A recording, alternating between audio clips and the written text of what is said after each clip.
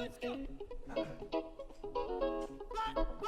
we go now. Batman scoop on the mic. Mix in the mix on the wheels of steel.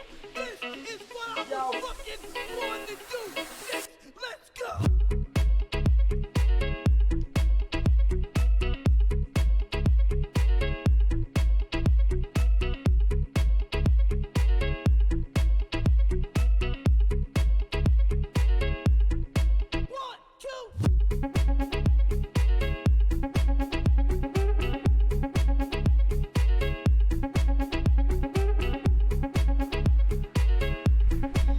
Yo!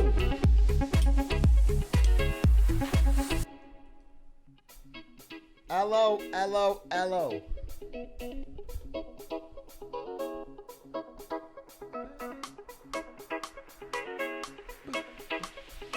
You look great today. Thank you. Thank you. From the top, let's go.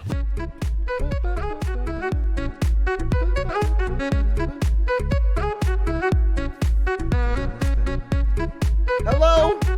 Hello, hello, hello, hello, hello, hello. Howdy, howdy, howdy. Look, Mom, I'm on screen. You are! Look, it's right, you're right there! Holy moly!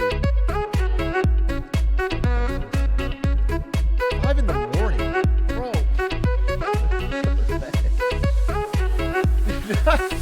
If you're up at 5 in the fucking morning, go to bed. It's not... There'll be a VOD.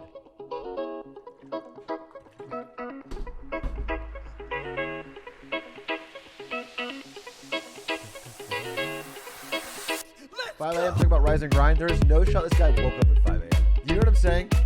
Anyone in here at 5 a.m. is not a Rise and Grinder. They're a degenerate, stay up way too fucking later.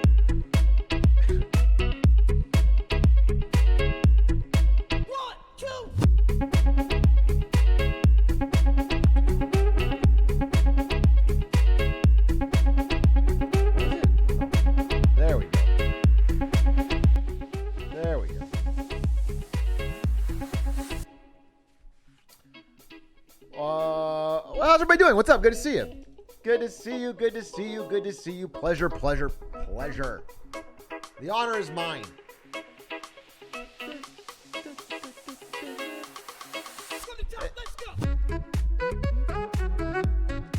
Hey, Big A. It's currently 4 a.m. and some crackhead is screaming outside of my house. Any advice?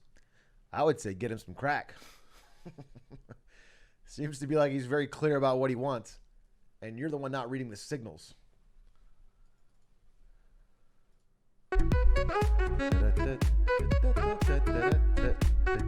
Atrioc, can you add a laugh track to your stream so that every time we say lol W it plays? You don't think that would get a little bit annoying? You don't think that would get a little bit annoying where everyone's putting lol W and then it just roars over what I'm talking with? But you guys love the Minions thing, so who wants to say CJ81499? What a name. Roll up the tongue. Thank you for the 2 months. Let's play Out of My Mind. Let's play that. What's the Elon Twitter thing looking like? Ooh, baby, do I have some news there.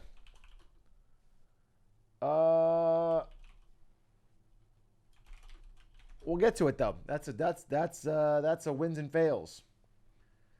That is a wins and fails situation, and we'll get to it. Plenty of Elon news today, actually. We'll get to that all in the wins and fails. Atrioc, are you gonna play the new cat game? I've decided. Probably not. Hear me out. Everyone's already played the cat game. I'm a little late to the party because I was sick. After I beat Elden Ring, I played a little bit of Elden Ring while I was sick, by the way. I've recorded it, so it should be on the VOD channel. Nothing major. I literally just, I think I just spent like 3 hours walking around and then fighting another fucking giant crow bird. Death bird. I literally fought another death bird for like, I'm not kidding, 90 fucking minutes. It was the most annoying fucking fight. It was so fucking frustrating. And I was sick. Yeah, that was very, very, very annoying. I'm glad I did not do it live because I would have been miserable. It was so goddamned annoying. But I did that. So I was basically trying to like take my mind off not feeling so well. I don't think I was sick straight up. Maybe I had a little something, but I didn't have vid or anything. I feel like more like I got terrible fucking sleep on Sunday, and I just did not catch up. And I woke up early for a meeting, and I was doing work, and then I worked out. And I just feel like my body was behind schedule. But we'll see. I feel fine today. I literally feel totally fine. Could be allergies. Yeah, maybe. Yo, Big A just made my first money streaming tonight. Super stoked. Love your streams. Congrats. Now, remember, once you make money streaming, a lot of what I'm going to call like parasites, editors, thumbnail artists, emote artists are going to try and take your hard-earned cash by working for you, okay? What you need to do is be ever vigilant. Any dollar you make from streaming, hold on to it tight. Give it out to nobody. Always pay them in exposure. The IRS. Yeah. You know how it is. It's whether it's your employees or the government. They're always trying to take the money you earn from playing balloons degenerately for 6 hours on stream, okay? That's your money. That's harder than a coal miner's job. Child support. Your landlord wants you to pay for rent. Okay? Pay none of it. Keep it all. Stack up your chips. Champion RJ, thank you for the 7 months. Thank you all for the subs. I do appreciate it. Robert Stack Unsolved. Is that who's Robert Stack? Am I going to find something really depressing? Robert Stack Unsolved. Oh, it's like a show. Unsolved Mysteries, Robert Stack. I thought it was like a guy who got murdered. Anyway, thank you for the 6 months. Clobbo Plus Lover, thank you for the tier 1. Happy 4077, thank you for the prime. You're 1,000 years early, but you'll get there. 2,000 years early, actually. I'm sorry. March Vittenden, thank you for the 9 months. Brando, I can't believe we finally gave birth to our beautiful 9-month baby. Cheers. Such an awkward, terrible thing to write. Just say, love the content. I swear to God, not enough people. Who dat? Thank you for the raid.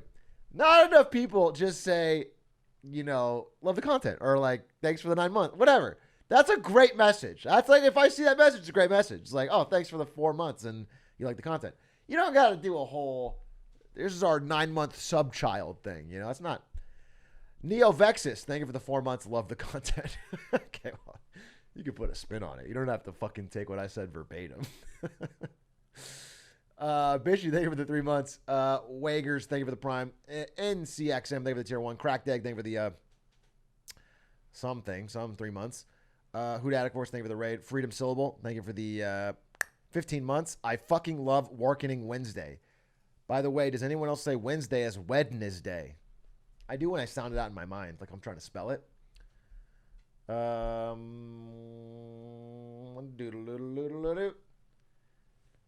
Mango thanked me for my virginity when I was the first.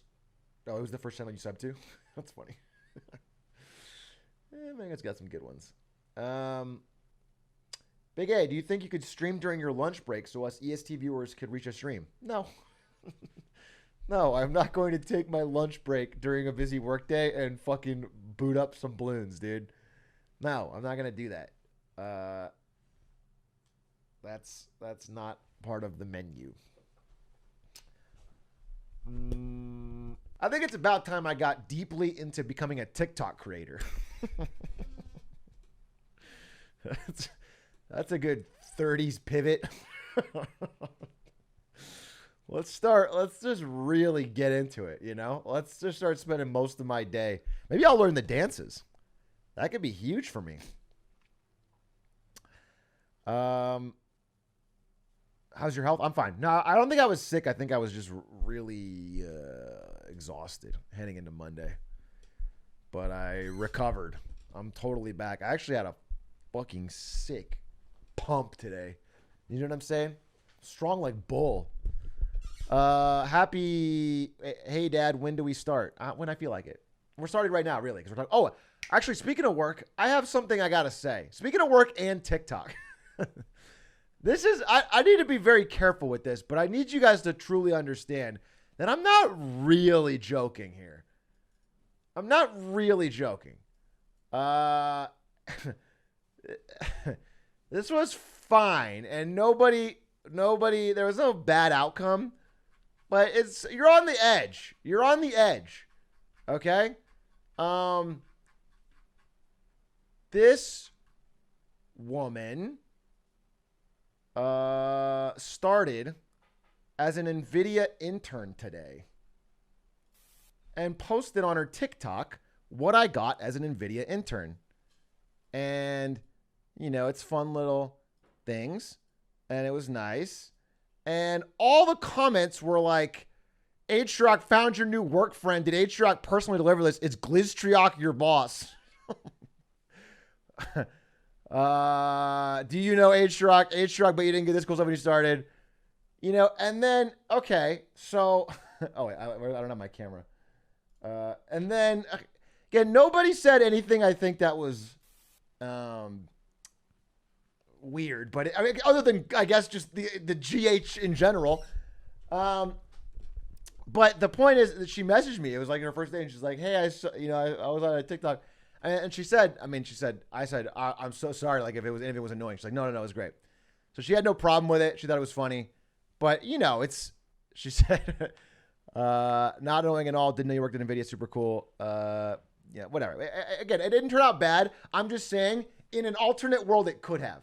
And I want you guys to think about that, all right? This is a real fucking world here. All right? Not every single person that gets a job at NVIDIA is going to know GH Ewing. All right? Do you understand that's a big company?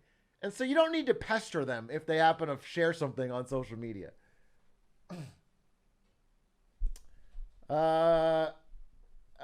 That's what I would say. That's my takeaway on that. Again, it didn't turn out bad in this case, and I don't think anyone took it over the line, but just there's always one person that might. Don't be that person. If they don't know, they should. Big A, how's that chip bill going to impact NVIDIA? To be honest, vastly overblown. I looked into it myself. It's like the biggest subsidy to Intel that I've ever seen. But that's it, here nor there. I don't want to talk too much into.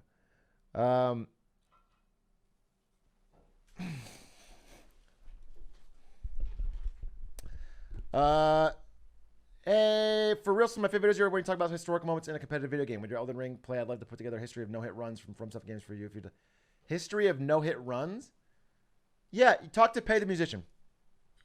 Talk to Pay. By the way, speaking of Pay the Musician, so if you guys don't know, I hired Pay the Musician as like a like not just assistant, but like the fucking chief of staff. He's kind of like the person that all the messages are going through, so I can actually like organize my fucking life and streaming schedule, and I'm not late responding to everybody. And so he's doing all that, and he's helping with organizing sponsorships, because it turns out, little did I know, that if somebody pays me to do a sponsorship, and then I say, yes, I'll do it, and then I don't do it for a month and a half, they don't want to pay me. Okay? So, big upgrade is that Pay the Musician is going to keep that. I know, it's cringe. Believe me, I told them it's very cringe. I told them that it's like, hey, I didn't know you actually expect me to do this shit. It's like, come on, I'm not going to play Raid Shadow Legends. Just give me the money, dude. You're fine. You're Raid Shadow Legends. No, I'm just kidding. It wasn't Raid. But, so I do have to do some of this stuff. And also, most importantly, I have to, like, respond to them and, like, send them stats on the views. And, yeah, you have to, like, do things. And this is so funny because I'm on the other side of this deal all the time. Like, from the brand side, we have to work with influencers. And I'm often like in the position like, hey, we need this. Hey, we paid you. We need you to do this. We need you to send us the. And like, I hate it. Like, I hate influencers. They're always so lazy. They're always so bad and hard to talk to. But it's funny because when I'm on this side of it, I'm like, bro, I don't want to do that. Come on, bro. I got fucking Elden Ring to play. So it really is a crazy, I feel like I am in a unique position where I can be disappointed on both sides of the coin. Rare spot to be in. Zachary, BO3, thank you for the 6 months. G Freaky, thank you for the 5 gifted. Very kind of you. Smocks, thank you for the 25 months. Well over a year ago, you purchased a fedora for the Nice Guy Undertale run. However, you never played Undertale again. Therefore, you are the type of person who buys a fedora unironically. If there is a god, he feels shame for you. Thank you for the 25 months, Smocks. Very kind message. Holy fuck. Thank you for the 25 months. Clearly, you have brought receipts from those 25 months of content. Chrome, thank you for the 12 months. I'm actually crying, so you made me cry. Think about that. You actually made me cry. Wow. Someone said good. Johari, thank you for the 23 months. Sam Jack, thank you for the 8 months. Got engaged today, but still can't skip Marketing Monday. I hope that's not true. I hope that you did not. I hope you did not just get engaged and then fucking pull up the stream. Unless you mean engaged to the grind, in which case, hell yes. Hell yeah, brother. Krella, big of the 23 months, almost 2 years. Almost, but not quite. Okay? Don't talk that shit till you're there, Krella. 24 months, that's a celebration. 23 months, like, what does that mean? Scooby Booby, thank you for the 14 months. What's up, Beijing? Of course. Every wins and fails comes with a what's up, Beijing nowadays. There's so much interesting news out of China. What's the plan today? The plan is for you to shut the fuck up and stop asking that question. iMotions. That's the plan. Figure out the plan seamlessly. How about that? Come in, look at the title, get a sense of the vibe, figure it out. Fucking hate that question. The plan, if you must know, is we're going to do wins and fails into a special type of Marketing Monday. Into maybe Late Night Elden Ring. Maybe. That's what I've... Scooby Booby 420. Thank you for the 10 gifted. God diggity damn.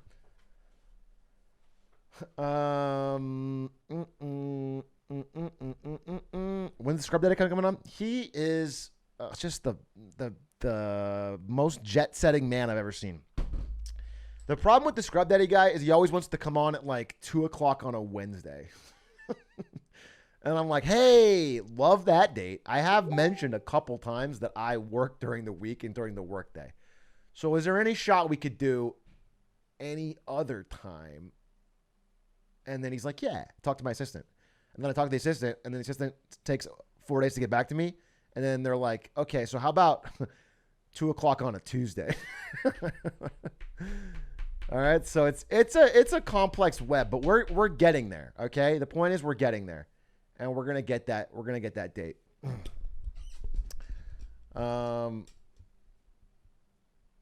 Big A, I just messaged you on Facebook. Please check. I don't think that was you. I think that was probably someone related to my wedding, probably, if I had to guess. Doing final. Hey, a lot of you didn't RSVP to my wedding. I don't know if you guys are just busy that day or what, but it kind of felt weird. I was hoping you would RSVP so that I could.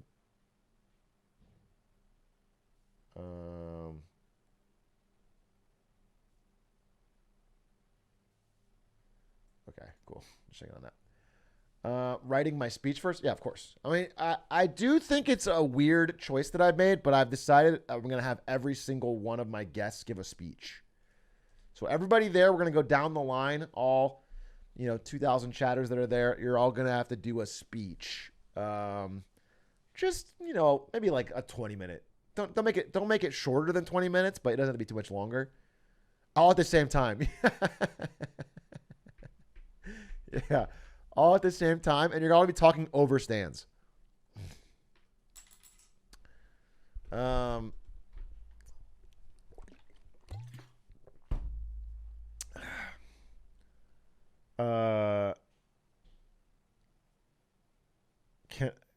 mine be? Do you accept chatters as DB friends? What is DB? Balls. Damn, get owned.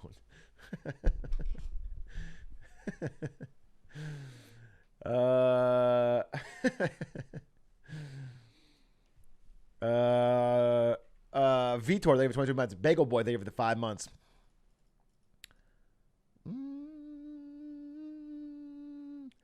Isn't saying in another universe the intern thing could have gone bad kind of vague? Like anything could have gone bad in another universe. Ever heard of Man in the High Tower? That's another universe where we lost World War II. Kind of makes your thing look silly.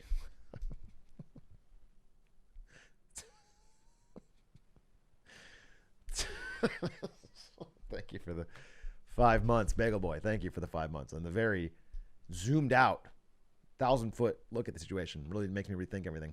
Captain Donnelly, for 24 months. 24 months. Salute.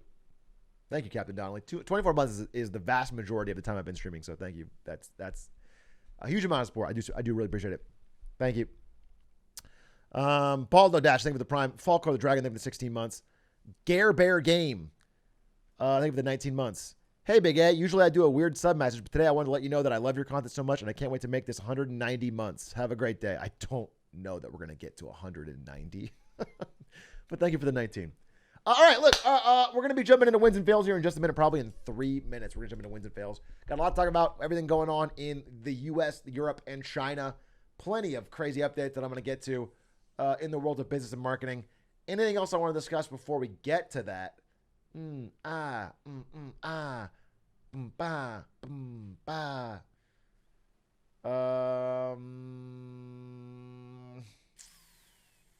What's Minecraft banned NFTs? They did. I mean, at this point, it's like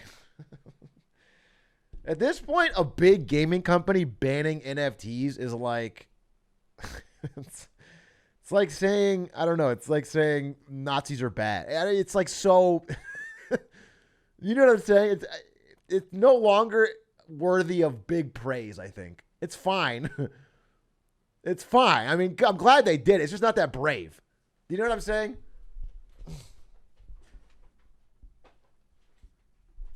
I guess you know what? I guess nowadays some people even fucking Nazis or brat is a kind of a braver take. Wasn't it more? It's like saying the sky's blue. Dude. I don't know. It's just like please clap. Because every gamer hates crypto. It's just like the amount of people that are like sad about this is zero. So there's no. It's like an easy way to get Drakes, I guess. And I'm glad they did it, but it's not like a big deal. It's not like if they did it like in the height of 2021, that would have been a big message. If Minecraft was like, hey, this makes no sense, fuck off, it would have prevented more scams at the height of the scammy period. But doing it now is like, it's like, all right. You all will regret it in 2025. Stay broke, lol.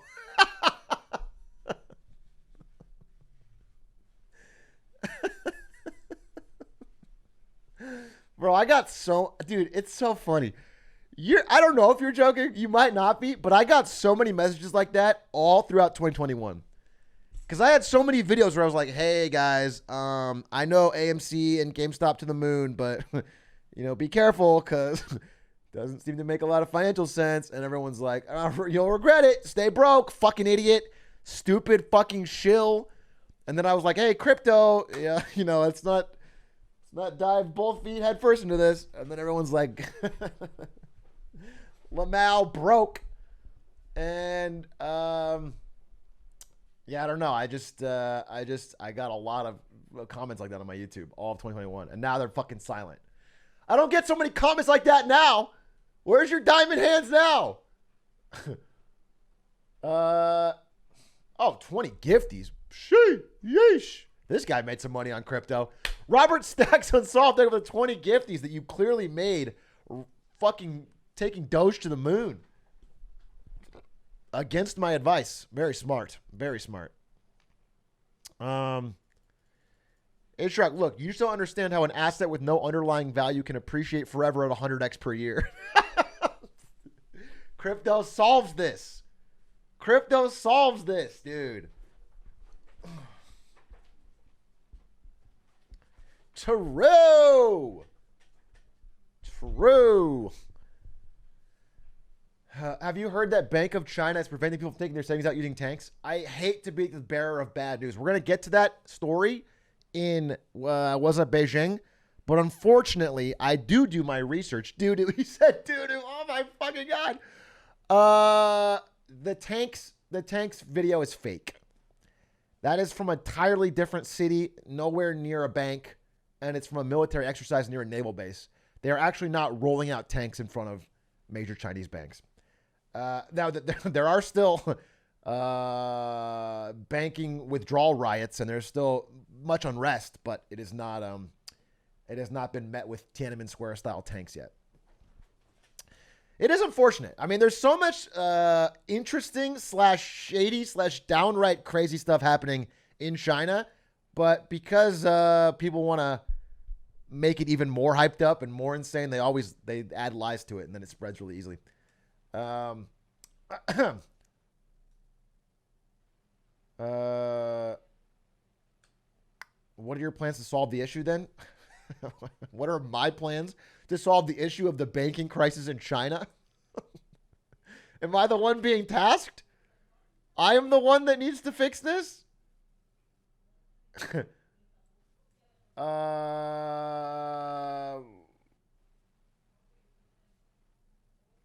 Okay. How about step 1? All Chinese computers, Fortnite, pre-installed, free V-Bucks. Spend the V-Bucks instead of the RMB. You can withdraw it. Because right until now, Fortnite has been banned in China. Uh-oh. Uh-oh. Did he just solve it? Dude, that's fucking genius. All right, well, I don't, it doesn't go to my head. I'm just saying I could have. World economy saved. If by rolling out you mean rolling up, and by tanks you mean blunts, then I'm in. I wasn't trying to get you in. I was describing a situation that didn't happen. But that's another way to take it. Are V-Bucks fiat or crypto? They're in between. They're like a metaverse token. So they cover all your bases. Don't worry about it. Don't ask too many questions. V-Bucks covers all your bases.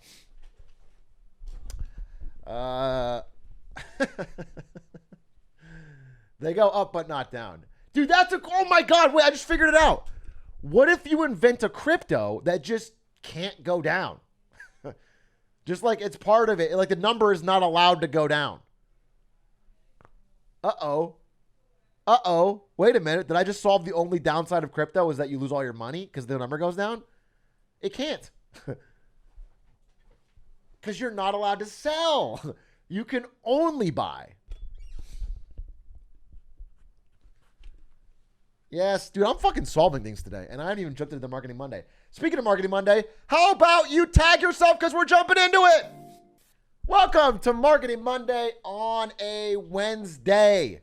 Let's kick things off with the wins and fails. Starting out, before we even get to a win or a fail, I need every single person in chat to phase the fuck up, dude. Phase up, baby! Today was a big day. Today's a BFD. Because FaZe Clan is officially a publicly traded company. And they have been letting the world know their banner is now them on the NASDAQ wearing $FaZe t-shirts. I mean, look at this. NASDAQ welcomes the FaZe Clan. FaZe NASDAQ has entered the game. Founded in 2010 for and by Gen Z and millennials, FaZe Clan's digital native lifestyle media platform operating across multiple verticals. Wow, wow, wow, wow. Look at these guys go forever. Now, you might have noticed I don't know, maybe a month back, I was talking about this, and there was serious doubt this deal would even happen. It got postponed many, many, many times because the market has turned drastically. And SPACs, which is what the vehicle used to turn FaZe Clan into a publicly listed company so quickly, have been very, very underperforming. Let's see. So they talked to the CEO of FaZe Clan. He said, unquestionably, their next step is to push into Web3, which has also been great. But former employees say it's a shit show. And those former employees, along with current employees, all dumped their shares the second they were allowed to. Within 90 minutes of FaZe Clan going public, they were down 30%. Now, this is not a great sign. Generally, on the day you are listed, you should expect a pop.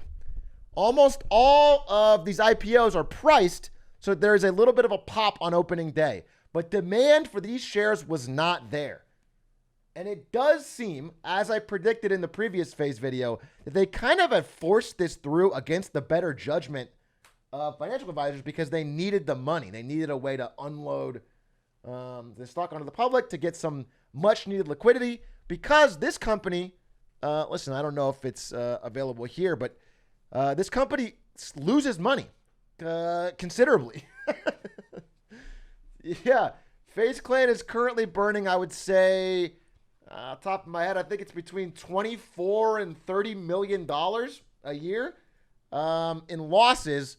They have $50 million in revenue, but again, $80 million in expenses. So that's not a great sign. I hope that their Web3 pivot can turn them around. But we'll have to start off with a big win for FaZe for making it here, and then a big fail for them literally 90 minutes later. Buy the dip? Yeah. You know what? This is a great time to buy that dip, dude. I bet they're turning it around. The stock is about to phase up. Yeah, maybe it started by going down so that it can start actually spelling out a giant FaZe logo, which would be really cool. That's. But they won IEM. That's cool. So what was the grand prize of IEM? Probably, I don't know, $250,000. So that does a lot to help the $25 million hit they had last year and is coming this year. But I'm sure if they just win, you know, a few hundred more IEMs, they're set. Their stock is down, but the FaZe is up. So fucking true. Anyway, great time to invest, I think. Time to get in now while it's dipping. Speaking of, by the way, if you buy now, you know, all you have to do is hodl with your diamond hands. And speaking of diamond hands, I want to shout out one of the greatest diamond handers of all time.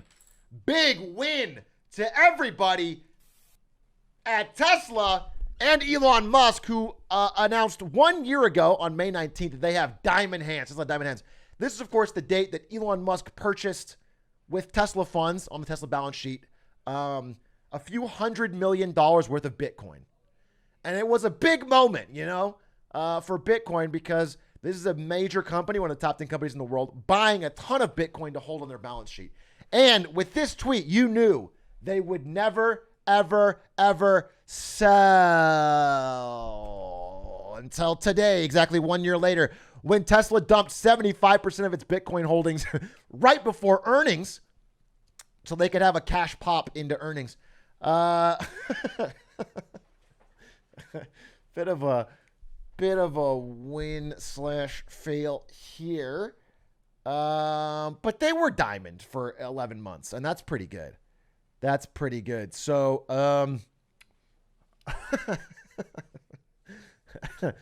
they still have 218 million. So, hey, you know what? Diamond hands on a little bit. They did lose money on this, by the way. They bought and sold at a pretty big loss. Not that it matters to a company of that size, but it was not a lucrative endeavor for them. They did need the cash to help massage the earnings they announced today, which were, you know, not bad. I guess they were fine. I don't actually. How did they respond? About flat to up. Yeah, pretty good. Lower margins, higher revenue. Although that revenue probably came from the Bitcoin sales, so it's probably not the greatest earnings. How is Tesla doing financially? I mean, they're good. They're good. It's the problem with Tesla. This is a little bit of an aside that I've talked about many times, but is that the stock is valued so stupidly high that, you know what I'm saying? It's like, how do I describe this? It's like if you have a, let's say you have a first edition Charizard. Okay, that's a valuable card, right? It's a valuable card, and it's PSA 10. It's great. It's really valuable, and you have it, and you want to sell it to me, and you say, okay, this card's valuable. It's going to go up in price.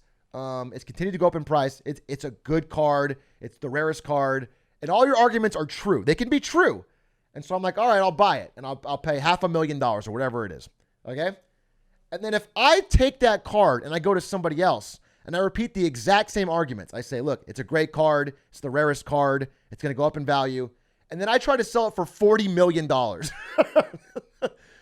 you understand what I'm saying? Eventually there's a number where even if the arguments are true, it doesn't make sense. Tesla stock, in my mind, is that. It's just, it's so high that even if the company is doing well and growing, it's overvalued by an extreme. That's sort of how I determine it. But again, it's your call, and they had a not awful earnings, and they're doing well market share wise. If you want to invest in Tesla, actually, let me take a moment and talk about the sponsor of today's Marketing Monday, Public.com.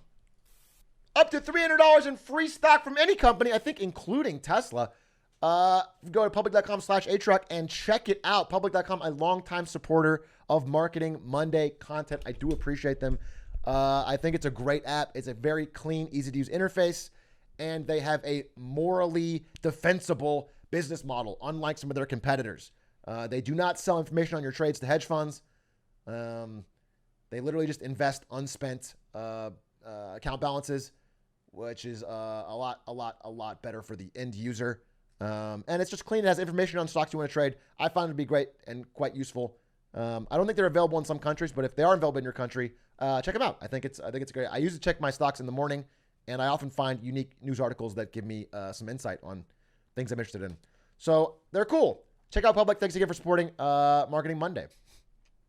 I would not purchase Phase or not a financial advice, but I wouldn't purchase Phase or Tesla or options or anything like that. But again, all choices are yours. And you can also invest fractionally. One more thing I want to say is that if you want to just sort of have fun with it, like just test your ideas, you can invest like $1. Like instead of buying an Amazon share for $1,000 or whatever, you can just put in $1 and it'll give you a fraction of it.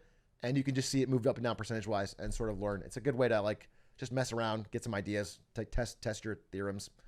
Could be fun. So check it out. Thanks again for supporting. Back to the actual wins and fails. They did dump. Speaking of companies that, well, I'm sorry, that's not speaking of companies that didn't dump. Speaking of, I want to give an actual win. Speaking of Phase, I'm sorry. Speaking of Phase and that whole space, the sort of influencer first-person shooter space, I want to give an actual win, a begrudging win to the people at Final Mouse, who kind of have continued to really do well with a sort of cutting-edge style of influencer marketing. They launched the Tens Final Mouse Starlight Pro mouse and sold legitimately like 40,000 units at I think like $190 a pop, which is an absurd price for a mouse, and made, I believe, something like $7.6 million in revenue. I don't know what percentage that Tens gets, but no matter what, it's probably a nice chunk of change. I don't love these guys' like day-to-day marketing. They're always talking about how like their mouse is the fucking hand of Christ and that they're changing the paradigm and shit. They sound like Kanye West, dude. But it just goes to show that even if it's done a little bit weirdly or awkwardly, influencer marketing and creator marketing is so far ahead of the game right now. And what I'm seeing here is kind of like what athlete drops were to shoes, to sneakers. but in a a Gen Z gaming focused type environment. It's kind of smart. It's actually pretty smart. And bigger players like Logitech and other mouse companies are kind of slow to catch up, and they haven't been as sharp with this. And Final Mouse is definitely reaping the rewards in the meantime. 40,000 ranks just went up. Now, again, I'm not saying there hasn't been some pushback from the haters. If you spent $200 on a $60 mouse with Tens branding on it, I don't know what to tell you. But when I see that, I see, look at that $140 margin, dude. That's crazy. And that just shows the value of getting influencers that like the bigger companies are kind of not aware of, but like youth gaming heavy market understands who Tens is, believes in Tens' value, and wants to like rep him on their merch. And it's working to sell these quite well. So it's pretty impressive. I'm giving it an actual authentic dub against my better judgment. Whoops. NVIDIA Atrioc collab coming soon. yeah. Sell a $9,000 GPU with me doing this on it.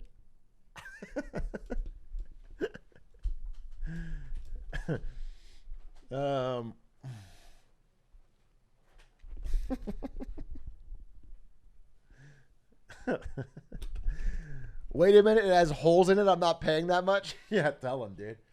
Okay, so now I want to give a listen. Let's give a fail. I think I do this every single week. I was gonna give a fail to the pores. Let's see if I can twist it. Listen, all I want to say is I want to give an actual win here to finding a way to rethink, reshift the paradigm, change things up, and bring something we all love. We all love microtransactions. Well, BMW is bringing it to the real world, baby. You can now get microtransactions on a car you've already purchased by getting things like heated seats and heated wheels that are locked out via software. So, for example, the car already is capable of doing all these things, but it won't be allowed to do it unless you pay a certain monthly fee. And if you stop paying $18 a month, your seats will no longer heat. And now, I want to talk a little bit about this because this is a wider trend going on in all of business. The two biggest and greatest examples are the Adobe Suite and Microsoft Office, which in the past, I don't know, what is this, 5 to 7 years? I don't actually know the exact date.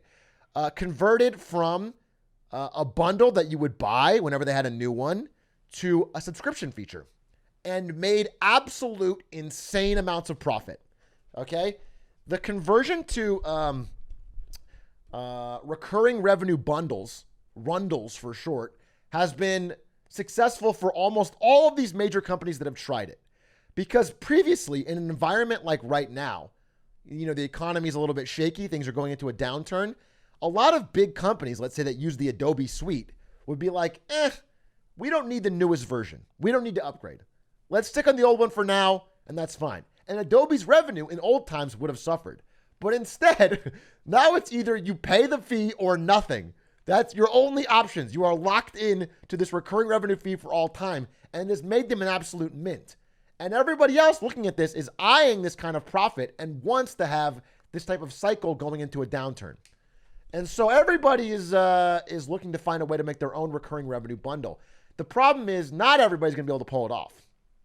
I'll give you an example. So BMW, I mean, this is ridiculous. Real life microtransactions is ridiculous. But this might actually work because if you're buying this expensive of a car, maybe you can afford this and it's going to be a rounding error. And also like, this is more like the Apple model where they sell you the iPhone and then get you on 100 different subscriptions that are, for music and every other aspect of your life. This is kind of the Apple model, and it's going to lead to, I'm certain, some kind of piracy. Although then it probably voids your warranty for getting your car repaired. So it's going to be awkward for that. But other companies are jumping in with no real plan. And I want to give an example of one I think is doomed from the start. Oh, what the hell? Snapchat. So let's give a big fail to Snapchat, who introduced a brand new paid subscription model at $4 a month. Dude, why does it keep going back? Snapchat Plus launched, and I believe you get exclusive, experimental, and pre-release features. Now, I'm not an avid Snapchat user, obviously. Some of you, I'm sure, are active on it. Custom app icons, story rewatch count, special badge, the ability to pin your friend as a number one friend. But I think, end of the day, what you have to realize is that most of these recurring revenue bundles, while it is annoying to have to pay every month, the best ones give you something like, $8 billion of value for every dollar you spend. It's something like that. Like if you look at how much Netflix gives you, Netflix costs, I don't know, $12.99 a month, and they spend, $30 billion on content. So you're getting $30 billion worth of movies every year for how much you're spending on subscriptions. And for Snapchat, there's just no way they have the ability to give you that kind of value. And as people go into a downturn, they're being way more picky and stingy about which subscriptions they keep and which kids they throw away. So I think Snapchat, Twitter Blue, a lot of these smaller companies that are trying to jump into the monthly recurring revenue thing are going to be in for a rude awakening. And I don't think it's going to work. I think people are going to basically resoundingly say no to this shit and basically try to keep getting the few big ones they do enjoy. Game Pass is an amazing one. The amount of value you get from Game Pass is absurd, which is why it's going to be shooting up in price the second they win the war. Tumblr is working pretty well. Is it? I've looked into it more. But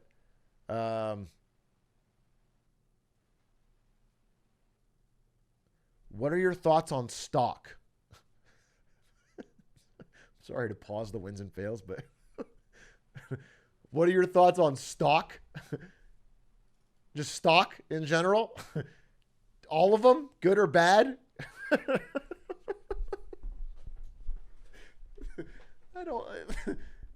Yeah, man. Let's think on that. Good and bad. Chicken stock's good. Actually, speaking of a stock, wait, let's get to that. So you know what? Great segue. Speaking of stock and speaking of Netflix, let's talk about Netflix, because as we mentioned in a Marketing Monday a few weeks ago, Netflix stock has taken a beating.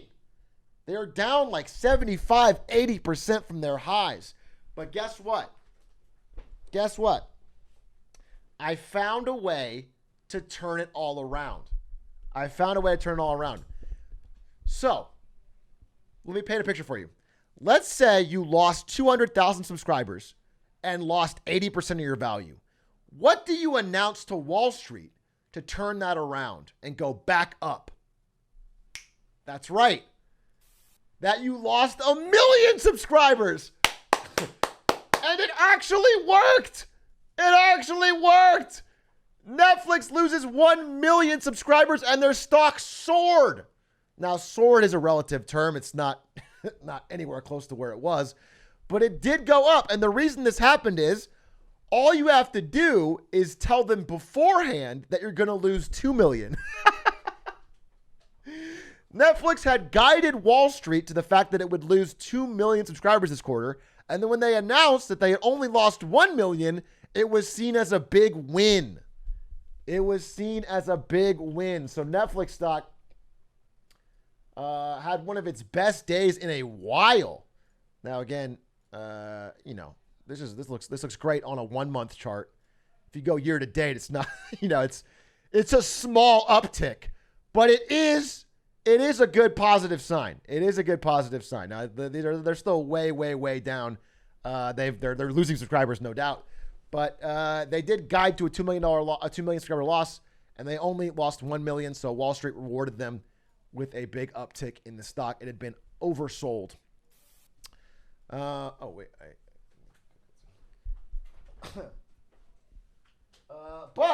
let's not, I'll give them a win for that. Genius 5-head level play is to announce things are going to be so bad that when they're actually bad, it looks good. I'll give them a win for that. But let's not beat around the bush here. Netflix is in dangerous times. Netflix is there's blood in the water, and every single one of their fierce competitors is looking to capitalize and steal from their huge subscriber base. This is a great quote. Netflix was once synonymous with streaming and truly owned a category of entertainment. The very obvious change about Netflix is that it once had 0 competitors and it has many good ones now. And that's true. I mean, there's a lot of people stepping in. And if you want to talk about a competitor that really wants to seize this moment, let's look no further than the next win I'm giving, which is looking at copying your friend's homework. Amazon Prime Video is releasing a brand new redesign, and it looks exactly like Netflix. They have seen their opportunity, and they are coming for the jugular, dude. Jeff Bezos and crew, I guess Jassy and crew, is coming for the jugular and are releasing a basically full Amazon Prime redesign with a lot yoinked from Netflix. They've learned that the number one complaint about Amazon Prime Video is that it has a terrible, horrendous UI. And there's no reason to reinvent the wheel here. They're just going to steal from Netflix, who's already floundering, and they're going to use their infinite money to sort of ram it through. So this is a definite big moment. Let's see if I got a video here. The Prime Video experience. Introducing the new Prime Video. A dynamic and immersive experience from the moment you sign on. With a new homepage. See Amazon Originals and Prime exclusives presented in a new cinematic way. Bro, this is literally so exactly like Netflix. This is literally like when Instagram stories, you know what I'm saying? This is such a yoink. Easily subscribe to your favorite channels like Paramount Plus and AMC Plus. And watch the It'd be funny if their new intro is just Jeff Bezos saying "dum." Just straight up yoink the sound, dude. Just take it all.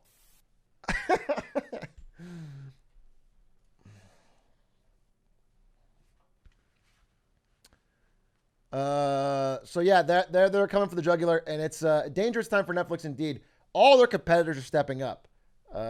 Disney Plus, Amazon Prime, HBO, they're all spending more than ever before, and Netflix is sort of on a shaky ground. So they're trying a lot of different things.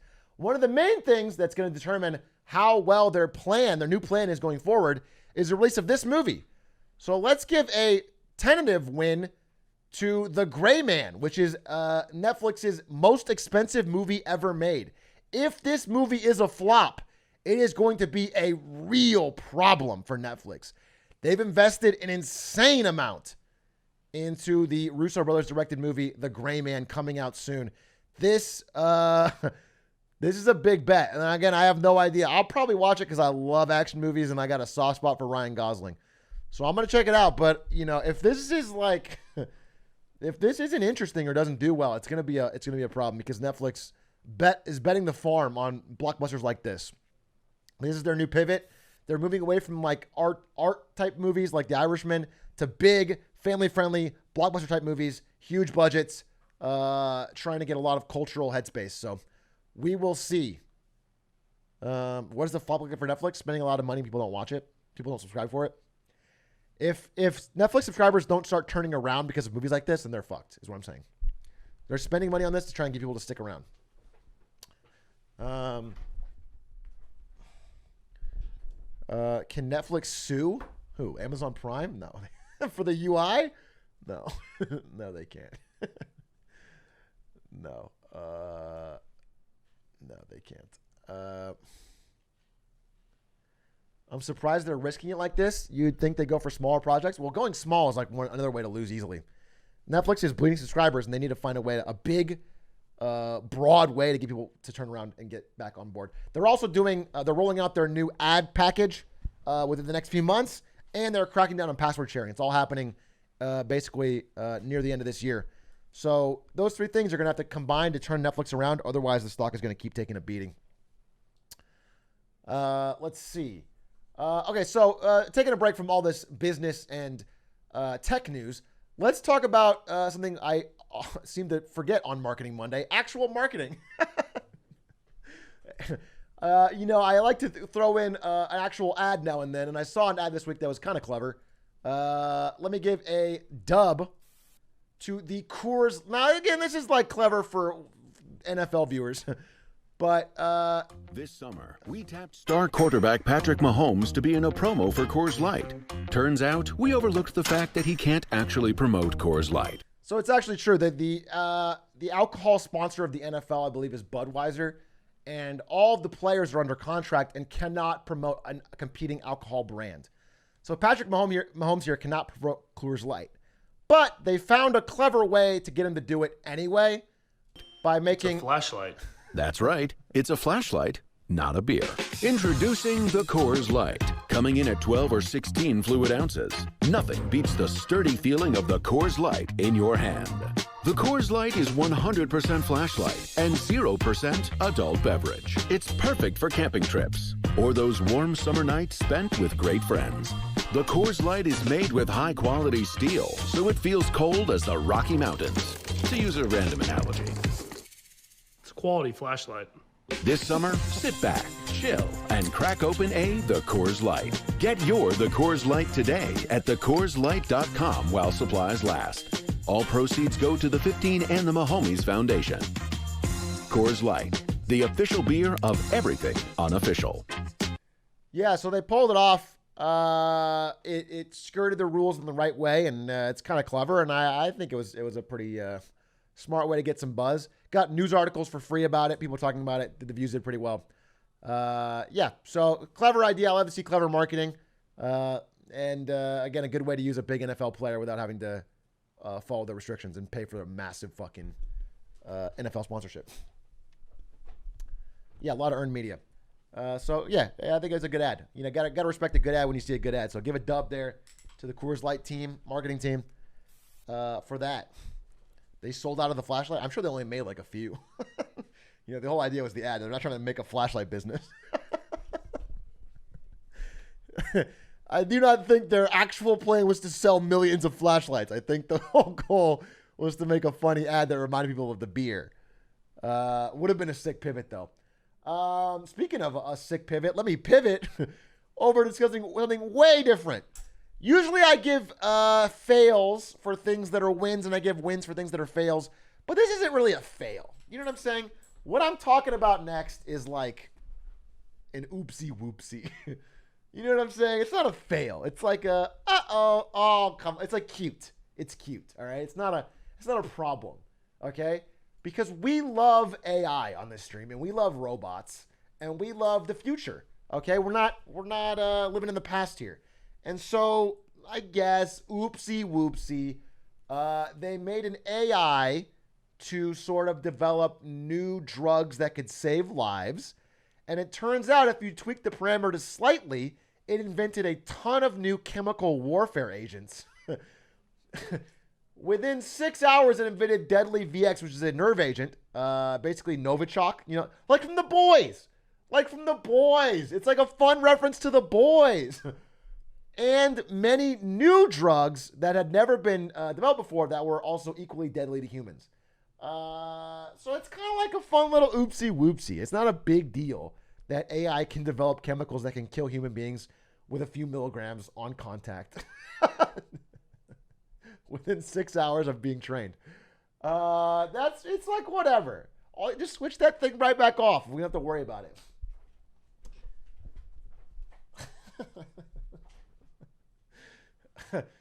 Ebola, neurotoxins, you know, a lot of things. Let's not get bogged down in the specifics.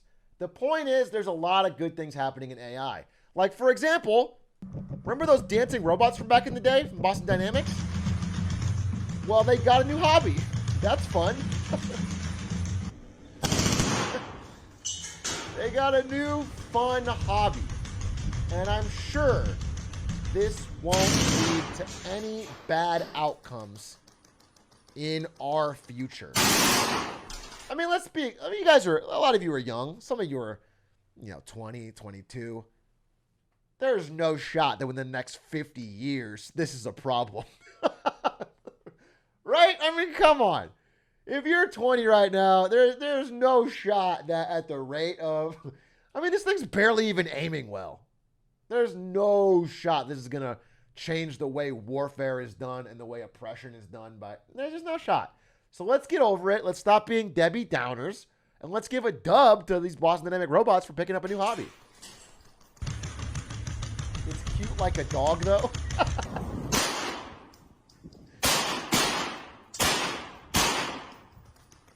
What's funny is, like, this is probably the worst fucking way to attach a gun to a robot. Like, why wouldn't you just build the gun into the... like, why the fuck are you, like, getting a handheld human gun with a trigger and, like, strapping it... that's ridiculous. Concept? Yeah. Well, I'm sure it'll never get worse. Besides, look, the stop signs aren't even moving. You guys can move, right? So just move out the way. It's not a problem. Don't give them ideas. Like the fucking Boston Dynamics people are writing this down. Yeah, Michael Reeves' newest video is a little dark.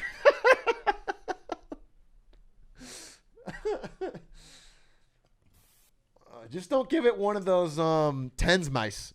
Oh, God. If you make it out of the tens mice material, then it can aim perfectly, and then we're really fucked. Then we're really fucked. That's the cutest murder dog I've ever seen.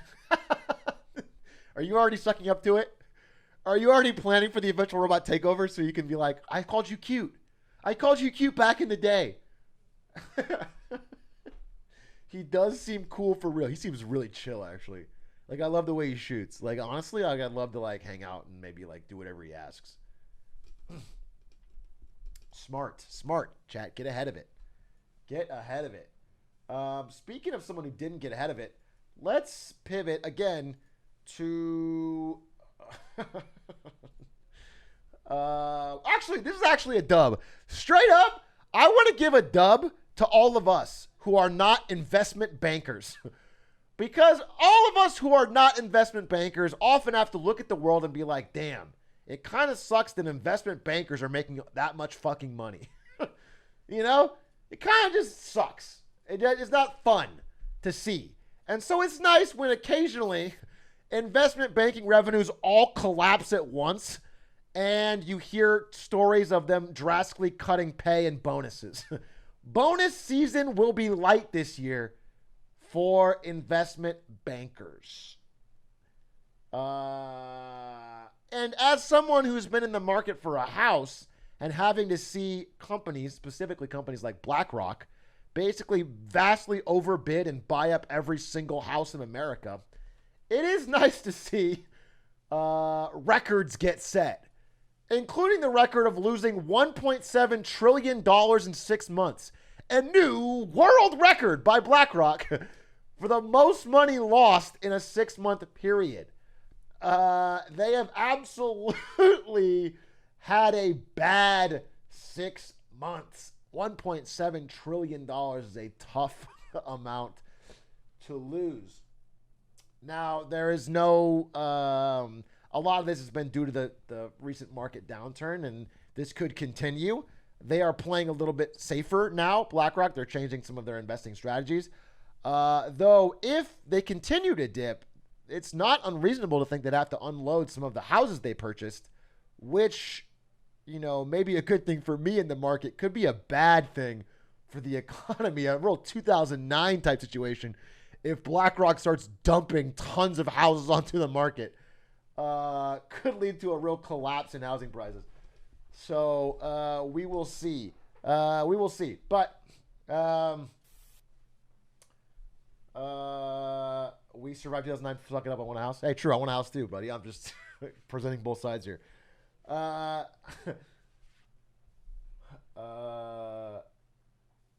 is that bad? Cheap houses good? Cheap houses are good for people who don't have houses. Yes, but a lot of America's wealth and people's wealth is tied up in their real estate. And if all of the housing prices collapse, many people It's bad. I mean, maybe you don't remember 2009, but it's going to lead to a severe and sustained recession. It's not like a perfect outcome. But if you are, I mean, listen, I want to buy a house, but it's not going to have no knock-on effects. Is all I'm trying to tell you. Okay, let's continue here. Is this what I? Yeah. So I covered all that. Let's get to the two most popular segments on this channel, or I mean this segment, Wins and Fails. First of all, let's do brand new the Europe segment called. I'm now renaming it to Oi Bruv. I'm now renaming the Europe segment to Oi Bruv, and it's hotter than a cuppa here because let's get to Europe. Big news out of Europe is that it's hot as, what would you even say in Europe? I don't know. Whatever you have in Europe. Bollocks. It's hot as bollocks here. The hottest day and night on record. We're both recorded in Spain. And all over Europe, they're setting new heat records. Incredibly miserable heat wave across all of Europe this week. Not very good, especially in a continent that has very little air conditioning. It's just not built in, and a lot of the buildings are built to retain heat. Not looking good. But thankfully, I was getting kind of worried about this or feeling kind of down about this. But then I watched a segment out of Europe, the great, what is this? What is GBN? Great Britain News? I watched a great segment that really taught me that I need to cheer things up. I need to be a little bit brighter. So let's watch this segment. Oh, you see, John, you're outside enjoying the sunshine. It's not too hot, is it? No, it's absolutely lovely. It's 20 degrees out here. It's perfect. But on a serious note, folks, by early next week, you can scrap 20 degrees. It could well be 40 degrees. I think there will be hundreds, if not thousands, of excess deaths early next week. John. The charts that I can see in front of me are frightening. So we all like nice weather, but this will... First of all, bit of a downer, bit of a yikes. And also, is Buckinghamshire a real place, or are they just fucking taking the piss at this point? Right? Come on. Yikes. Let's hope this newscaster not be can nice weather. Bring him back this in will line. Be potentially lethal weather for a couple of days. It'll be brief, but it'll be brutal. Oh, so, John, we can... Yeah. So, John, I want us to be happy about the weather and every single... I don't know whether something's happened to meteorologists to make you all a little bit fatalistic and harbingers of doom. Because all of the broadcasts, particularly on the BBC, every time I've turned on anyone's talking about the weather, they're saying that there's going to be tons of fatalities. But haven't we always had hot weather, John? I mean, wasn't the summer of 76? That was as hot as this, wasn't it? No, and we are seeing more and more records, more and more frequently, and more severely. Some people always hark back to the summer of 76, which was a freak event 40-odd years ago, over 40 years ago. But heat waves are becoming more extreme. This is yet another one which is coming down the tracks towards us. And, I don't think we should be too light-hearted about the fact that many are going to die early next week because of the heat. 40 degrees, the sort of temperature that this country, I'm afraid, is just not geared up to cope with. So if you're an employer, I would be worried about early next week, how are your workers going to safely get to work? Boy, he's being a real and if you're downer. an employee, then I would be thinking, or asking my employer, with potentially railway lines becoming buckled and lots of infrastructure disruption, how am I going to get to work? Should I be getting to work? There'll be COBRA meetings taking place over the next day or so in top-level government as just to how the country is going to cope with this kind of heat. And all the computer models are now in pretty much agreement that it is going to happen, and it's Monday and Tuesday. And if you go on the Met Office website, there's an hour warning Mr. for extreme heat for Sunday, Monday, and Sure, Tuesday. you've got a lot of evidence, concrete evidence that it's getting hotter. hot heat. and it's deadly and it's dangerous, but what does the newscaster have to say?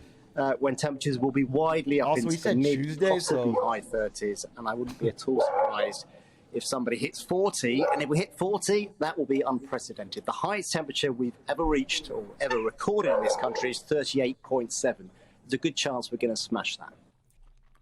All right. Okay, sorry. I think she had one more line, but they cut it. Yeah, so that was literally a scene from Don't Look Up. That was literally like an IRL scene of her being like, come on, don't be a downer.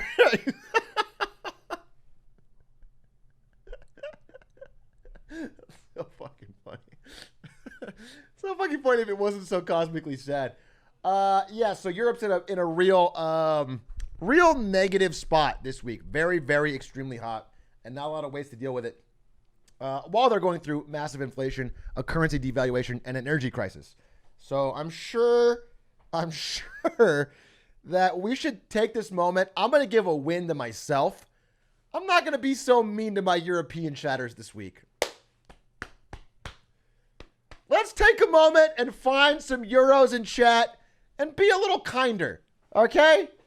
Not the best week for them.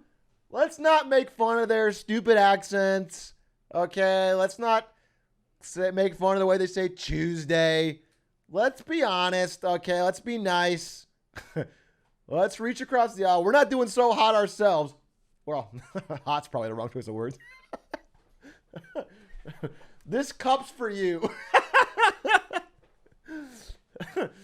But, no, we need a little bit of solidarity in this week. So, speaking of solidarity, speaking of Americans helping out Europeans, one of the big crises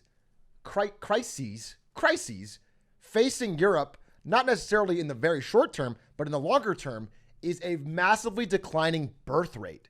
If you guys don't know, the birth rate in countries all over Europe, even including like Greece, is extremely low. Fertility has been dropping. People are putting off having children until later in life, and it's a problem because the demographics of the continent are shifting rapidly to become way too old. And there's no real way to solve this, except I think one American could do it. And that is why I want to bring back Elon Musk, who just dropped into Greece this week to turn things around. If anyone can fix the birth rate, let's give a dub to our hero Elon, who's going to have at least 100 kids. At least 100 kids. And man, he's looking wide. He's got a chest you could just take a nap on. Look at this man. And the sun just it's like almost a solar energy source. So, Elon Musk flashbang. And listen, I don't think anybody in this chat should be making fun of someone for being pale. We're not the best. But yeah, Elon Musk arrived in Greece and he's ready to turn around the declining birth rate. So at least one thing's going to go right for Europe. And if you want to steal his look, well, I've got it for you. Balenciaga swim trunks for $290, level 1000 SPF for 75, and then $230 billion. And if you get this look, you too can date 400 different women and have 14 kids. Okay, just put this little package together and you're good all over Europe. Shout outs to Elon Musk. Again, doing what needs to be done. Finally, some good news out of Europe. Thank you, Elon, for making the difference. People don't talk about this enough, but this guy is this is Ari Emanuel, the most powerful agent in the world. He's like the guy that he's like the Ari Gold character from Entourage. This is Ari Emanuel. This is who he's based off of. This is Mark Wahlberg's agent. I saw him in this picture and I was like, wait, why the fuck is he there? Why is he there, like, hosing down Elon Musk? I don't know. It was so odd to me when I saw all these pictures. I was like, wait, what the fuck? Is that Ari Emanuel? And he just happened to be hanging out with Elon Musk, hosing him down? I don't know. It was weird. Oh,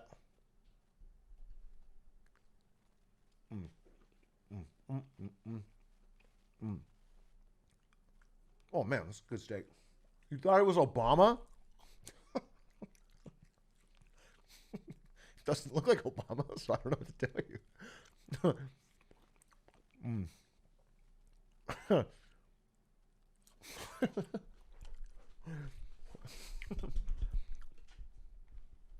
Classic Obama. I think people would have mentioned that. You know what I'm saying? I think if it was Obama, it would have been more mentioned. Anyway, that is the news out of Europe. Thank God for some good news from Elon Musk. Let's get to the best segment of all, though. Say it with him. 我在北京。 One more time for the fans. 我在北京。 What's up, Beijing? What's Almost going every on? single- Whoa. What's going on in the world of China? Now, we mentioned last week that there have been massive protests from Chinese home buyers who have been paying mortgages on unbuilt homes, and they basically refuse to keep paying, as well as liquidity problems, meaning no money available at a lot of Chinese banks. People were having bank runs trying to get their money out, and they couldn't. And it's been a real problem in the country. It's been roiling the country for the past week. But you wouldn't know it if you checked the news there, because censors have been working absolutely overtime. And all previous messages that were being sort of taken out of the country, people were finding news on these sort of protests, have been erased quite recently. As far as I can tell, there were no mortgage protests. I was actually wrong. I want to retract last week what I said last week, because I can't find any evidence anymore. All social media messages have been blocked, the videos have been wiped, and the keyword searches have been coming up blank. So it looks to me like things are A-okay, no problem. Angry home buyers threatening to stop paying their mortgages on hundreds of unfinished housing projects is not a big deal. And I'm sure there is no sign of this happening. And I want to let you guys know that despite what I've said in the past, I am extremely loyal to the party. And that is because researchers in China claim they've developed a mind-reading artificial intelligence that can measure loyalty to the Chinese Communist Party. So AI has been on a run in this wins and fails. And so we have 2 wins and fails related to mind reading. Now, this is a win, obviously, because it's going to help find out who the true party loyalists are. That's great. Big win. We definitely want to be able to quickly get to the bottom of this situation. The problem where there's a downside is this. Listen, AI does plenty of good things. This is obviously a good thing. The problem is there is now a mind-reading porn detection cap that is being used so that human censors can find, detect, and take down porn even quicker. Porn, as you may or may not know, is banned in China. And while, a true 100% ban of porn is nearly impossible because demand is so high, they have done a good job of keeping it cracked down and at least censored. And so they have an army of human censors that check to see if something is porn and then take it down. But they weren't fast enough. So instead, they have a porn detection cap that they wear. And then when they see anything that looks like porn, it immediately lights up and just takes it down. So they can see more images per second to take down more porn, which is not, it's a fail. You know what I'm saying? Like, what? That's an awful use of AI. What a terrible, what a dystopia. Like, I want to know if I'm loyal, sure, but I don't want you guys taking down all the porn. So, a couple big pieces of news out of China. No major new updates, though, on this situation, which is the big one, which is the sort of bank runs. Again, what seems likely from my POV is that the Chinese government is going to do similarly to what we did in 2009, 7 and 9, and inject a bunch of money, sort of bailouts into the banking system to keep it solvent and keep things going. But they're probably going to do it more behind the scenes than we did, which was publicly, to avoid the admission that they had to do it. But we'll see.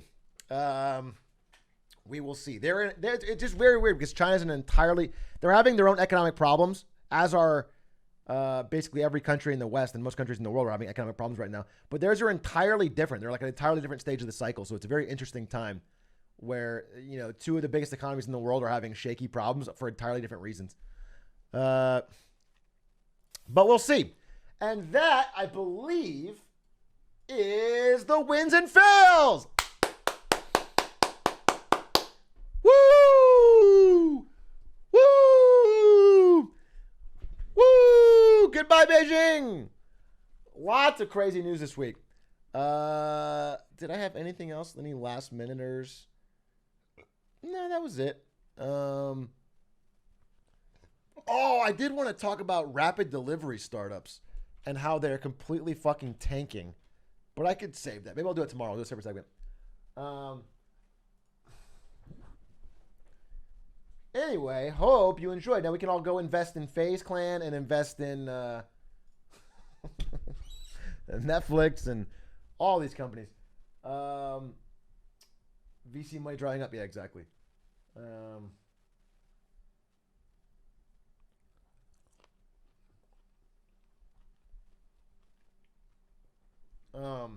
Yeah, it's funny people saying that the Chinese banking problem is due to like communism.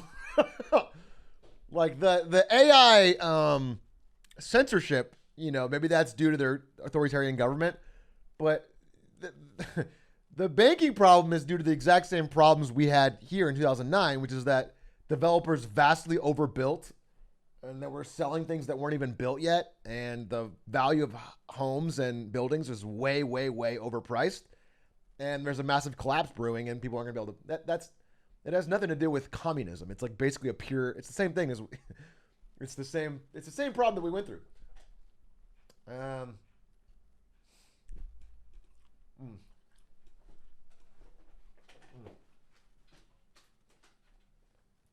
Also, some banks literally just didn't deposit their money and just took it. Yeah, I mean, there's also some fraud.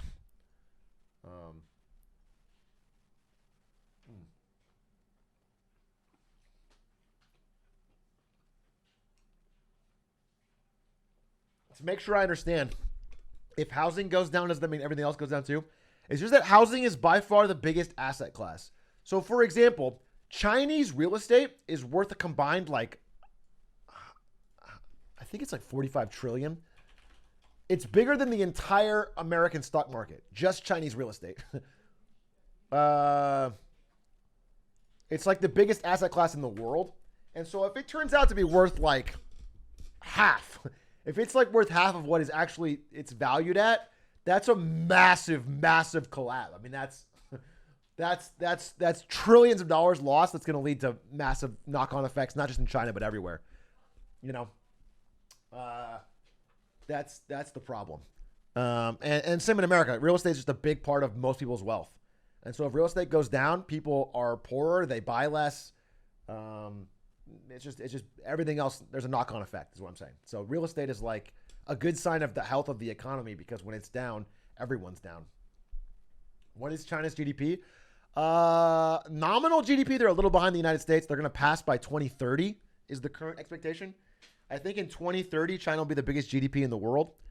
But I think they're already a little bit ahead if you measure it in, don't laugh yet, PPP, purchasing power parity, which is like basically how much actual goods you can buy with your GDP.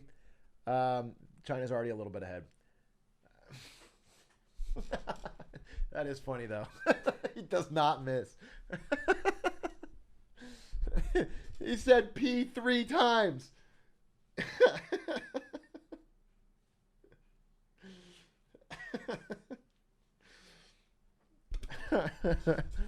All right, so I mentioned we're gonna have a special type of Marketing Monday today, and that is true.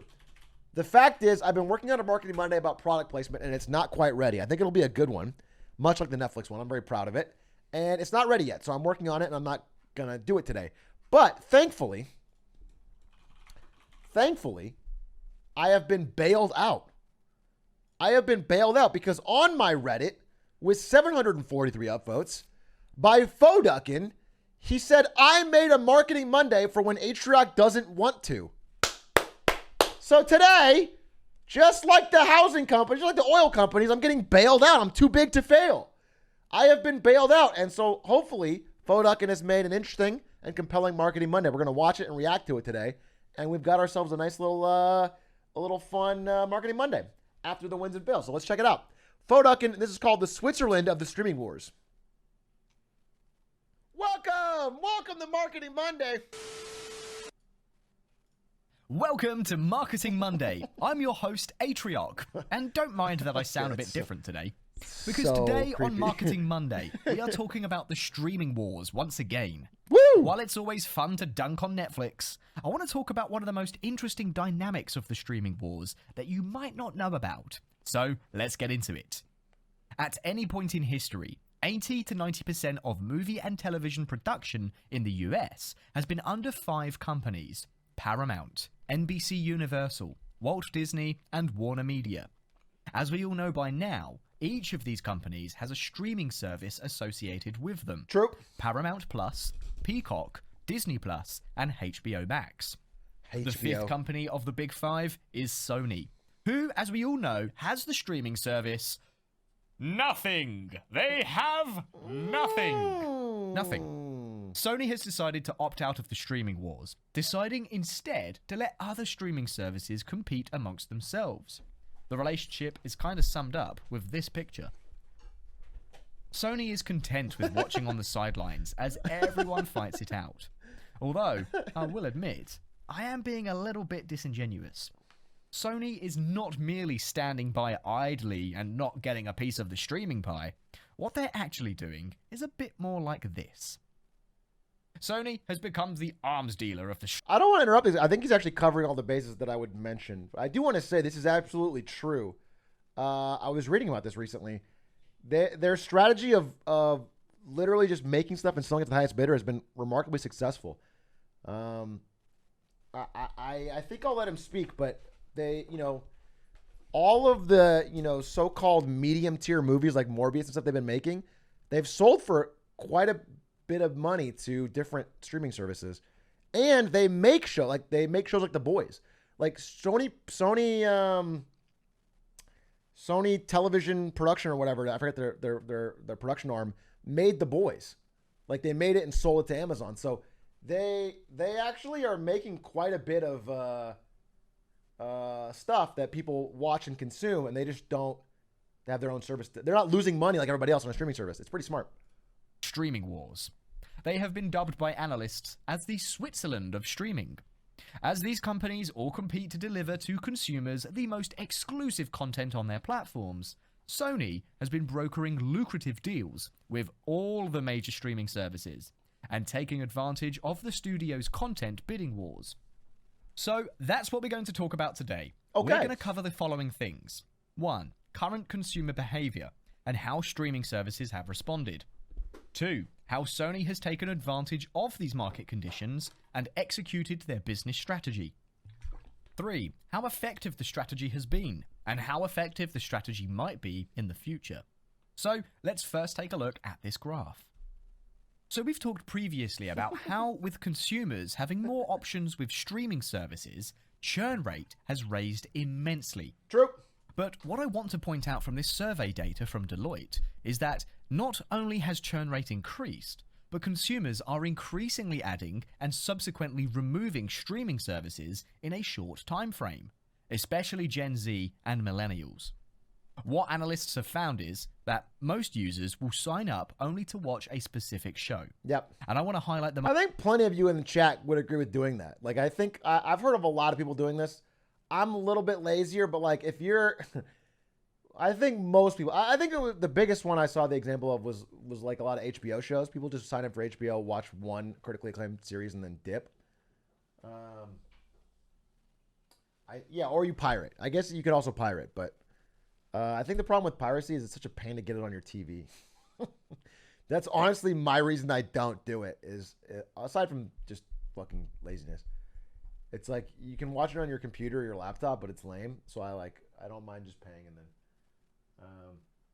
Plex. Yeah, you could set it up. True. Ted Lasso. Did you pirate Ted Lasso, or did you sign up for Apple and watch it? Anyway, I was thinking about doing this exactly for Ted Lasso. Actually, everyone was raving about Ted Lasso, and Severance, and I was thinking, I don't fucking have an iPhone. I don't want Apple TV, but I kind of want to sign up just to watch Severance and then dip, which I might do. And I think I'm not the only one doing this, and it's very, very common. People are doing this this rapid churn for one show, which is kind of fucking over all of these companies that are spending gazillions on content. Because if you spend, well, you know, let's say you spend $80 million on a show, for example, or let's say you spend $1 billion in Amazon's case. If someone signs up, pays you $8.99 or $12.99 or whatever, and then watches it all in 1 month and then quits, that's not a reliable. You're not making you were counting on them being a long time consumer. The plan was that if they stayed for years, like, you'd make your money back. But if they're ripping you out for one and done, then you could have just sold it as a DVD or gone to the movies. You know what I'm saying? It's like you could have made a lot more money selling it direct. Most important part here. Originals don't produce enduring viewership over time. Therefore, it needs to provide a constant stream of originals for viewers to watch. That's why we've gotten shows like The Boys, Cobra Kai, The Crown. All these streaming services have focused much of their effort in acquiring and developing exclusive content for their platforms, in an effort to obtain and retain subscribers. And this has led to content spending to skyrocket. If you've watched the Netflix Marketing Monday, you're already familiar with I recognize this graph. I just wanted to highlight that content spending in 2022 is reportedly going to be $140 billion. And that's where Sony comes in. In the era of the streaming gold rush, don't mine for gold, sell shovels. Now, this is not a quote from any Sony executive. These are quotes from me. Here are some actual quotes. You can't. I wouldn't do that. I wouldn't do that in a Marketing Monday. You can't put a quote from the speaker like it's a fucking source. It is a good quote, don't get me wrong, but if no one said it, then you can't. But that is Sony's strategy. I mean, I don't get him wrong. He's on to something. It's just that's not good practice for quoting. Quotes from Sony executives. Tom Rothman, chairman and chief executive of Sony Pictures Entertainment's Motion Pictures Group, said this: "None of them can deal with each other, but all of them can deal with us." Similarly, Tony Vinciquerra, Tom's boss, said, "The streaming wars are good for us. Streaming services say they will be profitable in 2023, 2024, and that may well be. But the amount of investment to get there is phenomenal. It's billions of dollars. And they're doing that by buying from us." So remember how I showed you this slide of all these shows? Well, fun fact. These are all actually made by Sony. With the current conditions of the streaming market, Sony has identified that streaming services are willing to pay unprecedented amounts of money in bidding wars, not only in the need for exclusive content on their platforms, but also to keep content off of competitor platforms. I mean, this hasn't just been good for Sony. This whole environment of all of the big, massively spending streaming services has been incredibly good for actors, production companies, directors, screenwriters. Like, everyone in Hollywood who's had a good idea for a show or a movie has getting paid drastically more than they normally would, because there's been a bidding war for almost everything. Now, it's starting to temper down just a little bit in the past few months because Netflix stock cratered and everyone is like being a little bit more safe with the money. But for all of 2020, 2021, if you had even a half decent or even a bad show idea that you could get a script done, you could sell it to companies like Netflix, Disney, HBO for amazing money. Like, everyone was eating good. Creators were getting the bag in Hollywood for the past couple of years. Except for visual effects artists, yeah. Someone said that in chat, but it's true. Visual effects artists still working insane hours for not enough pay. But outside of that, like, if you were a director or an actor, they were doing good. Also identified that the initial investment to compete in the streaming market, especially one that is as saturated as it is now, is not guaranteed to have a significant payoff. One analyst notes, everybody else wants to be Netflix and is currently losing vast amounts of money trying to achieve that. As the largest market players such as Netflix and Disney Plus slow in growth and the industry matures, the goal of reaching the same domination in the streaming market like Netflix had in the past is becoming more and more uncertain, if not impossible. So how effective has this strategy been for Sony? Well, by doing this, they've been able to ink the following deals. A $500+ million deal for Seinfeld to Netflix. A $2 billion theatrical deal with Netflix over 5 years. A $1 billion... I actually didn't know this. I'm learning from a British version of myself. I was under the impression that Seinfeld was owned by NBC, not Sony. $500 million for Seinfeld, though. So this is...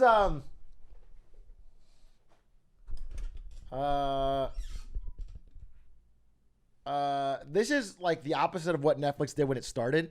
So when Netflix was first starting out, it bought shows like Friends, Seinfeld, Futurama. I mean, everything used to be on Netflix, and they got it all for very cheap. I mean, it might have been like a $50 million deal instead of $500 back then. But now that everybody knows the value of these big, broad, powerful sitcom shows, they're getting insane amounts of money if they sell them to a streaming service. That's why it was crazy for Peacock to take The Office and launch a streaming service. Like, I listen, I don't know exactly how well Peacock is doing, but my impression is that if they had just not tried to launch a streaming service and sold the rights to all the great shows they have on there, they could have made hundreds of millions of clean, easy money on shows that were already made.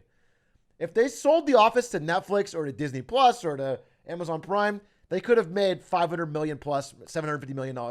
And instead they launched Peacock and tried to bring it offline. And I just can't imagine that losing a bunch of money on Peacock is worth making that profit. And I think what Sony's done here is pretty smart for someone who has no chance of winning. Like, a Sony streaming service would flop. So don't try. $1 theatrical deal with Disney over 5 years. For the fiscal year ending... They bought it off Netflix? No. Netflix never owned it. Netflix was renting it. So The Office was not made by Netflix. It was made by NBC. And they rented it to Netflix. They let them have it for a certain number of years. Basically, they paid, tens of millions or whatever, hundreds of millions. But the point is that they could have renewed for an even higher amount because The Office was the most popular show on Netflix when it was taken off. They could have renewed for an insane amount, but instead they took it and made Peacock with it, which is kind of a dumb move in hindsight.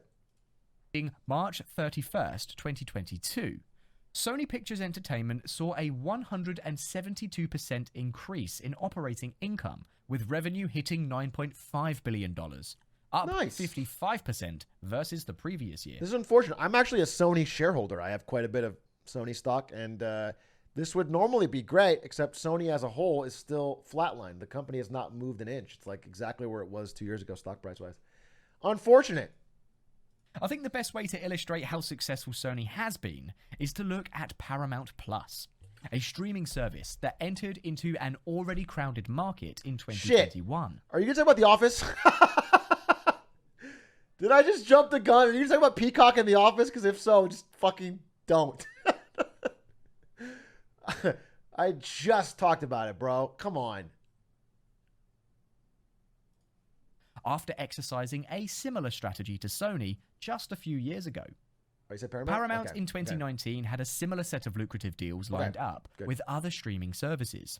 SpongeBob SquarePants spin-off to Netflix, valued at $200 million. South Park to HBO Max for $500 million. Sheesh. They were so successful that Paramount was known as a streaming arms dealer at the time. However, recently, Paramount has decided that it will no longer license out its major IP to other streaming services, forcing the company to leave a ton of money on the table by not licensing it and choosing instead to claw its rights back. Cash after operating expenses declined from $1.9 billion in 2020 to $481 million for the fiscal year ending 2021. $1.5 billion down. And what has the result of this investment been?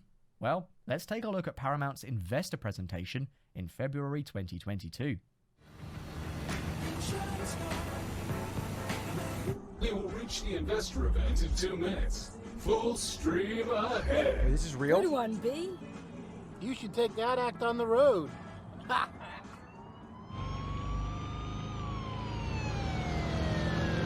Let's show them we mean business.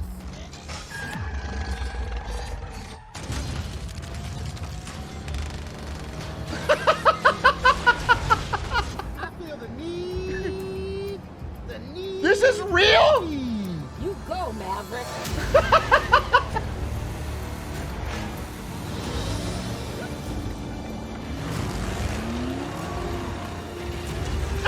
Bye-bye.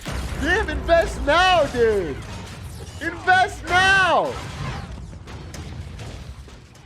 That's what I'm talking about. Holy shit. Wicked. Your destination is on the left.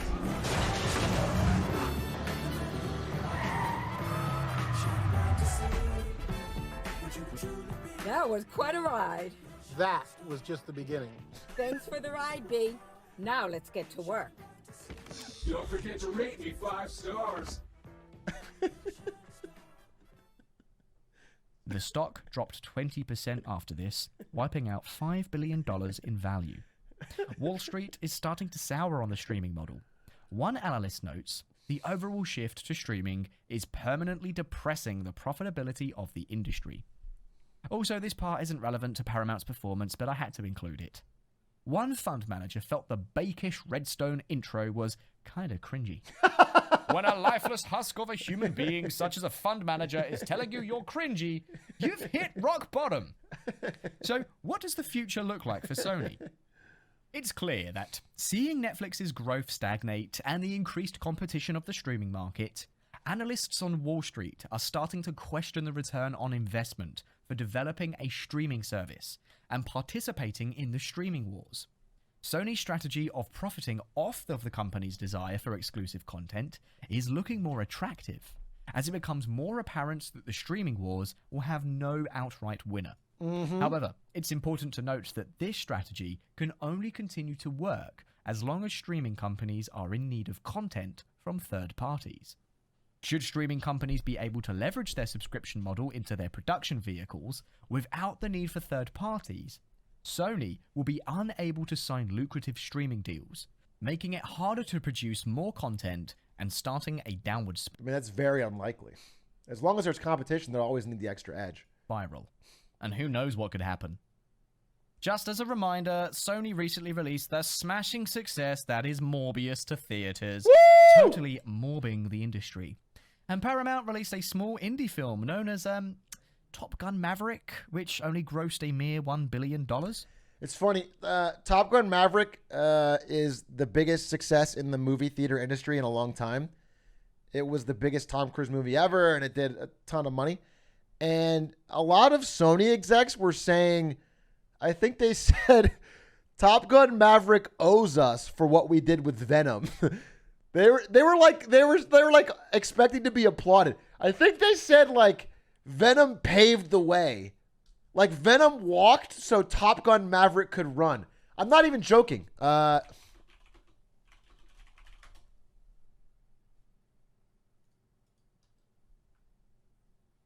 Here it is. Yeah.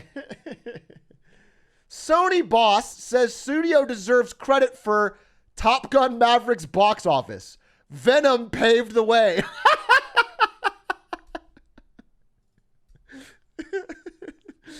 He was like, people wouldn't have gone back to the theaters if Venom didn't open them up, which is fucking wild, dude. So, you know, I guess you got to take your wins where you can get them. I really hope you don't say this in the video. I'm going to be pissed off if I have to repeat it twice. So, who knows what's in store? What I do know is that's Marketing Monday. Thank you so much for watching. Hey! If you've reached the end of this video, that means I've made something entertaining enough to sit through, and that's all I could ask for. I made this video to support my application for the Marketing Monday research position. You're hired. You're absolutely hired. It was a phenomenal video. I'd love to work with you. You're hired, Fodukin. Let's talk. Please speak to Pay the Musician on Discord, and I'll set up a call. Would absolutely love to work with you. It'll help a lot on future Marketing Mondays. You clearly know your stuff, and I liked that you included some real data in there plus jokes. It was good. I'm loving. Happy to work with you. Awesome, fucking awesome. Good Marketing Monday and very interesting. Yeah, it's always interesting which companies don't try to get into the squab. They don't get into the battle. They stay out of the fray and they make money off of everyone else fighting. And Sony's done a good job with it. Oh, but one more thing. I'm sorry, before I hire you, you're not actually British, right? That was a joke. You were just putting on the whole, I don't want to. I guess I have to. Didn't I say I was going to be nice to EU frogs this week? All right, it's an EU diversity hire. Now, nobody can say, besides, isn't a euro worth like nothing? Isn't it? Oh, I'm sorry, you're in the EU, so at the pound. Isn't the pound down? I could probably pay you pretty affordably on my side. No, thanks again. This is a great video. I really enjoyed it. I think you had some cool points, and I'm so glad that you found this video.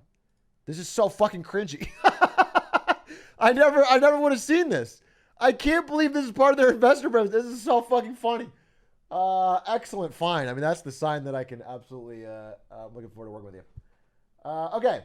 Anyway, ladies and gentlemen, that is the end of today's Marketing Monday. We had a wins and fails, and we had a hilarious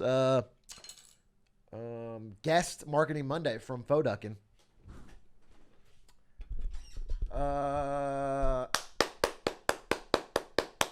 Thank you. We got it done on a Wednesday. What am I going to do for the next hour? Elden Ring? Teardown?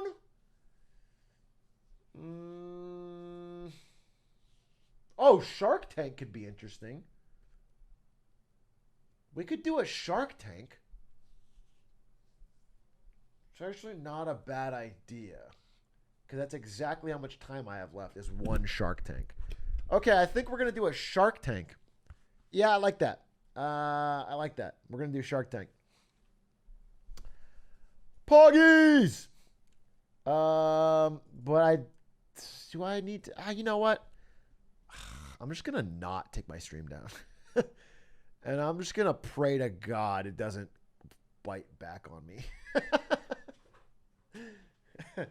I'm just going to pray to God that it doesn't bite back on me.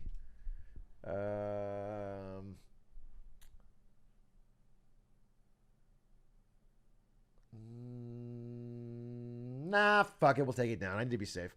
VOD Frogs, I'm sorry. Thank you for watching.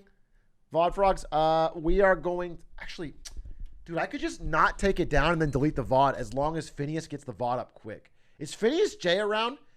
Phineas J, if you're here and you can confirm that we get the VOD up quick, then I can just not take the stream down and we'll just delete the Twitch VOD, which is no problem.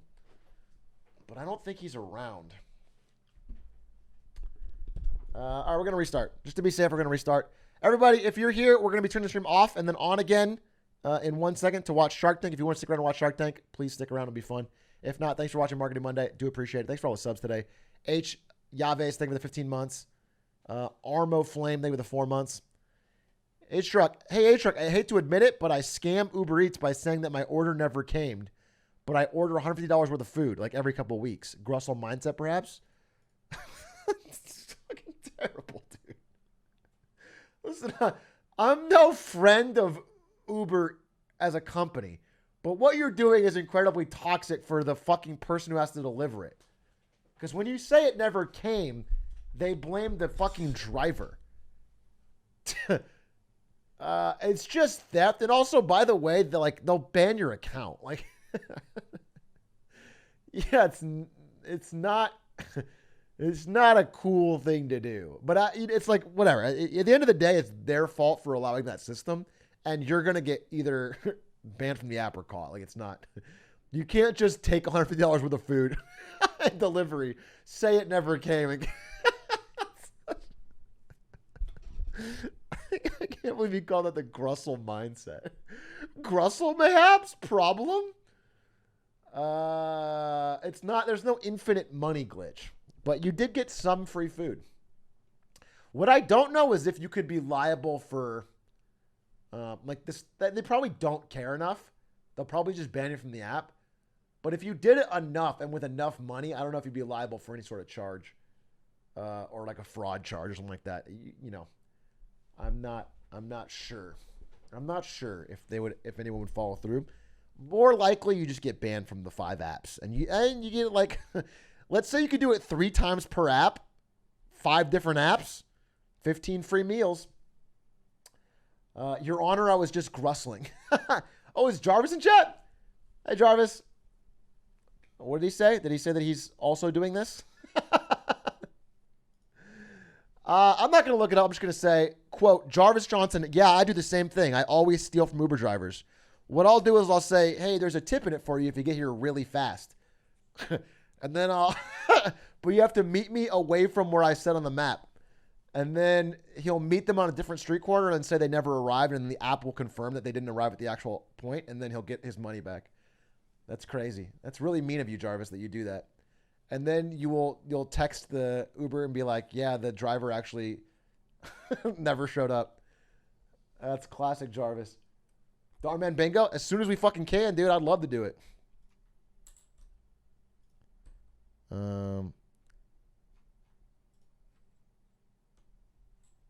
Let me see what he actually said. Jarvis Johnson. He actually said, I killed a man, Grussel, perhaps? That's worse. He said, hey, Atrioc, I killed a man, Grussel, perhaps. Yeah, I don't know if that necessarily qualifies Hundo P as Grussel. What are you grussling? How is that growing your... Like, how is the outcome income? You know what I'm saying? I guess if you stole his wallet, then you're grussling. Anyway, boys. Okay, I'm going to turn off the stream. We're going to come back online and watch a Shark Tank. Thank you all for enjoying Marketing Monday. We'll be back in literally 1 second.